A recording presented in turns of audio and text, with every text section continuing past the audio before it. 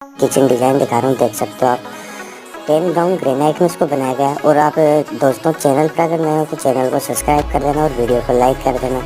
नीचे इसमें 2 शेल्फ दिए गए हैं और वेसिंग आप देख सकते हो, स्टील वेसिंग इसमें फिट किया गया है 1.5 बाई 2 फीट का।